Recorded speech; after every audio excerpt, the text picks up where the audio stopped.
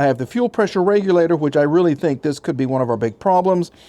I have hood struts for the hatchback here. I guess they're going to be hatch struts.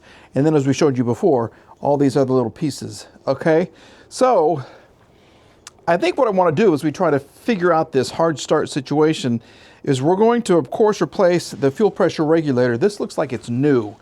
Okay, this is fantastic. All right, we'll replace this one, and then I'm going to try this new coil and see if it gives it a little more spark. Okay, I think I'm also going to replace the hood struts because I'm so afraid this is going to come down and cut me in half. Let's go ahead and we will get to work.